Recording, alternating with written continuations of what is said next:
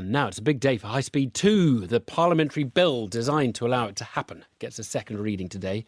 The bill will pass as government and opposition are supporting it, but there'll be many rebels who don't back HS2 and the debate isn't over. The free market supporting think tank, the Institute for Economic Affairs, has published a study today saying the north of England won't get the benefits promised by the backers of HS2. Richard Wellings wrote the paper for the IEA and is with us. Very good morning to you. Morning, Adam. What's the argument? Well, of course, we don't deny that there will be some benefits from this big transport scheme for certain localities and for some sectors, but we're sceptical about these very ambitious claims that it's going to be transformative, it's going to tackle the north-south divide, it's going to turn northern cities into world leaders. And we found some evidence from other places, like along the route of HS1, where you had the fast services to East Kent from 2009 onwards, and really that there wasn't any evidence of transformation of East Kent. In fact, the area is still struggling pretty badly. But there's a huge difference, isn't there, between East Kent, and I think you also draw the comparison to Doncaster, which has had better train services, if not high speed in the sort of TGV sense. There's a huge difference, isn't there, between, say, Manchester and Birmingham and the hubs that you would create there and, I don't know, Ashford in East Kent. It's not really quite the same, is it? No, it isn't. Of course, in a lot of ways, East Kent's got a lot of advantages compared with some of these northern cities. So, it's only an hour's drive or so to the M25. In terms of Europe's geography, it's much closer to the core of the European economy.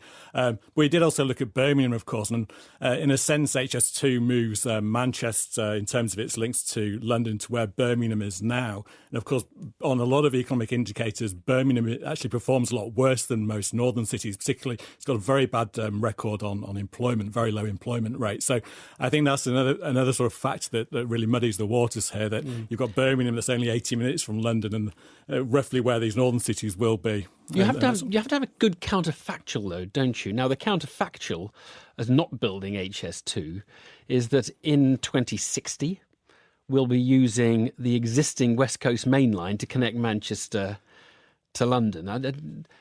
In some sense, it sounds a bit horrific, that, doesn't it? Because that is not a world-class railway line at the moment in comparison to the TGVs and high-speed lines elsewhere. And by 2060, it's going to look pretty antiquated, isn't it? Well, I mean, it could be upgraded at relatively low cost, particularly in terms of if there are capacity problems on the southern section. It's been shown that this could be done at much better, a fraction of the cost of HS2. With a bit of re-signalling, you could get to Birmingham in an hour on the existing line. And of course, you're going to New Street Station instead of having to carry all your luggage over to the new Curzon Street Station for HS2. So the time savings will be pretty similar, and obviously further north as well to Manchester. But of course, we don't know what's going to happen with new technology by then. Will we have driverless cars? Will we have great IT where we don't have to make as many face-to-face business meetings? So that's another massive risk for HS2. You actually have an alternative plan of your own, though, don't you? Because you do think the money, or some of the money, would be better spent linking northern cities themselves.